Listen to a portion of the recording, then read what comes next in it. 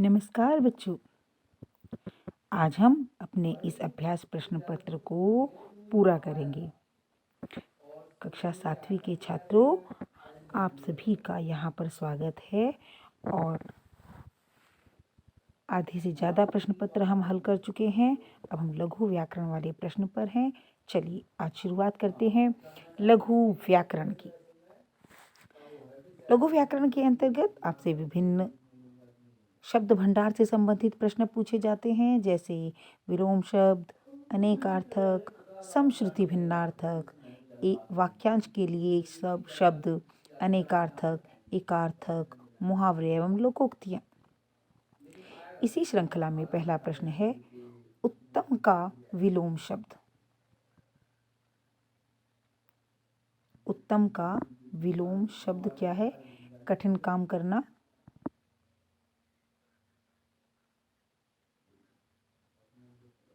उत्थान और कृतज्ञ। इनमें से कोई भी नहीं, तो इनमें से इसका उत्तर कोई सा भी नहीं है। उत्तम का विलोम शब्द। चपला के अनेकार्थक लक्ष्मी, बिजली दोनों ही हैं। वाक्यांश के लिए एक शब्द, अपने पर बीती हुई, आप बीती, जग बीती।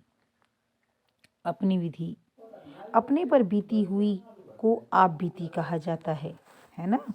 जो अपने ऊपर बीती है वो आप बीती है। पर्यायवाची शब्द, पवन का पर्यायवाची अंबु, वारी या हवा। हवा। श्रुति सम भिन्नार्थक, सुनने में एक जैसे लेकिन अर्थ भिन्न भिन्न है। कटी, कटी। कमर मूल से अलग हुई, वंश और कमर, कटी हुई, अलग हुई। इसमें कटी का अर्थ है कमर और कटी का अर्थ है मूल से अलग की हुई, अर्थात पहला उत्तर इसका सही है। एकार्थक जो एक ही अर्थ वाले शब्द होते हैं, ग्रंथ या पुस्तक, लेकिन इनमें थोड़ा सा अंतर होता है। जैसे जो ग्रंथ होता है वो एक प्रसिद्ध रचना होती है, जबकि पुस्तक किसी वस्तु की साधारण अभिलाषा नहीं होती है। कोई प्रसिद्ध रचना या साधारण पुस्तक, जी हाँ, ये वाला उत्तर बिल्कुल सही है। ग्रंथ होती है कोई प्रसिद्ध रचना और पुस्तक होती है कोई साधारण पुस्तक। अब अगला प्रश्न, आंखें चार होना, इसका क्या अर्थ है? आमने सामने होना, आंखें मिलना या चश्मा लगाना। आंखें मिलना इसका उत्तर है, आंखें मिलना। आंखें चार होना, आंखें मिलना। लोकोक्तियां, श्री गणेश करना, इसका क्या अर्थ होता है? किसी भी कार्य का श्री गणेश करना। जी हाँ, सही आया होगा आपके दिमाग में कि श्री गणेश करना का अर्थ है किसी भी कार्य को आरंभ करना, ना कि गणेश पूजन करना या लक्ष्मी गणेश। क्लियर? स्पष्ट हो गया होगा यहाँ तक आपको। अब आगे बढ़ते हैं। निम्नलिखित में से किसी एक विषय पर अनुच्छेद लिखें। आपको एक अनुच्छेद लिखना है और आपको पता है कि अनुच्छेद के लिए आपको एक पैराग्राफ में दिए गए विषय पर अपनी राय, अपने विचार लिखने होते हैं। और यहाँ पर 3 जो विषय हैं आपको दिए जा रहे हैं: आतंकवाद, देश का निर्माण एवं युवा वर्ग और विद्यार्थी जीवन।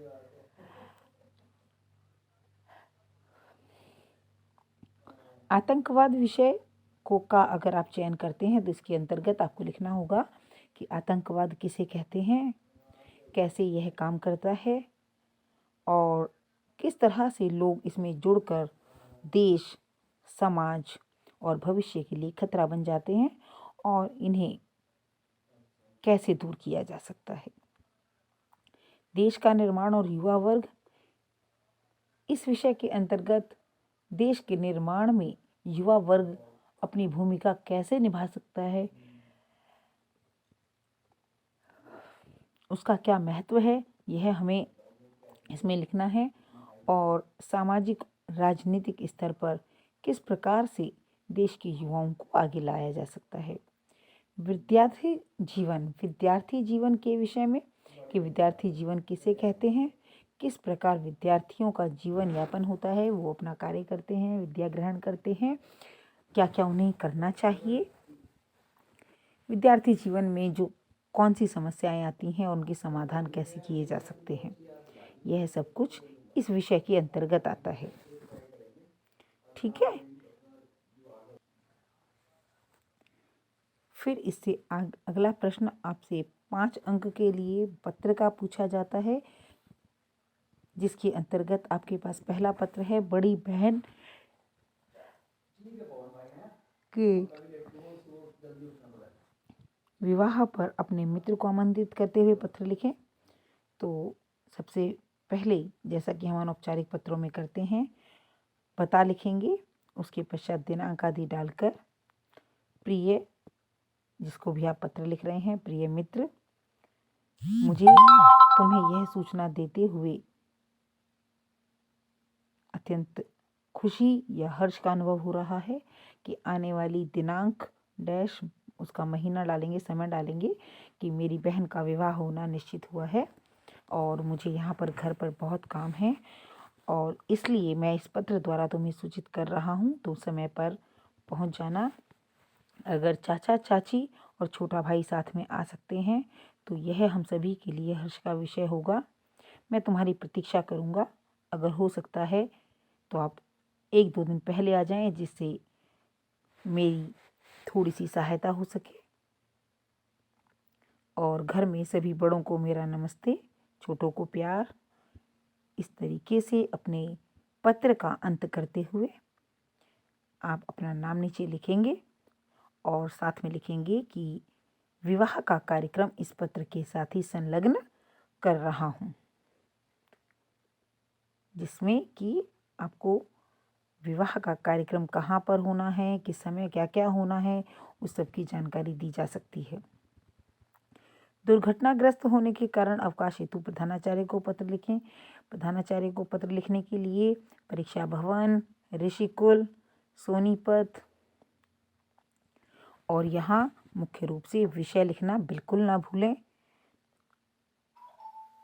दुर्घटनाग्रस्त होने हेतु अवकाश के लिए प्रार्थना पत्र। आदरणीय महोदया, सविनय निवेदन यह है कि मैं आपके विद्यालय में 7वीं कक्षा का छात्र हूँ और इस प्रकार अपना कारण और 1 दिन 2 दिन का अवकाश के लिए प्रार्थना करते हुए अंत में धन्यवाद कहते हुए आपका आज्ञाकारी शिष्य, और इस प्रकार से हम अपने पत्र को पूर्ण करते हैं। इसके पश्चात पूरक पुस्तक जो कि आपकी है बाल महाभारत, इसको करेंगे और इसको करते हुए इसके उत्तरों को हम लिखेंगे। ठीक है, तो इन सब के उत्तर आपके पास हैं। जैसे कि अर्जुन ने 2 बाण किसके चरणों में छोड़े, एक द्रोणाचार्य और एक भीष्म पितामह। अर्जुन के सारथी बनने पर कृष्ण को कौन सी पदवी दी गई, चक्रव्यूह की रचना किसने की, लक्ष्मण का वध किसने किया, पांडवों ने कितनी सेनाएं एकत्र की, कर्ण के सारथी का क्या नाम था, पता ही है आपको ये सारे प्रश्न। जैसे कर्ण के सारथी का नाम था शल्य, है ना। पांडवों ने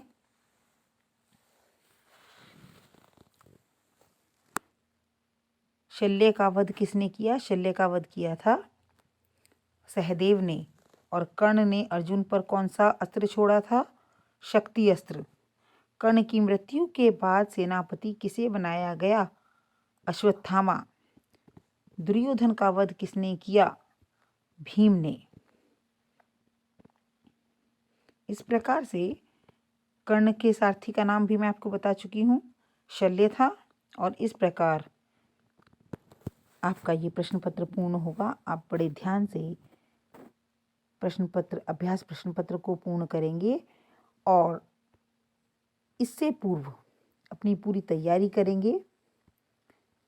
मेरे द्वारा बताए गए उत्तर आपके सिर्फ मैच करने के लिए होने चाहिए। उससे पहले आप अपनी पुस्तक को अच्छे से पढ़ें, अपनी तैयारी करें और स्वयं करने का प्रयत्न करें। मेरी बहुत सारी शुभकामनाओं के साथ आज के लिए इतना ही। धन्यवाद।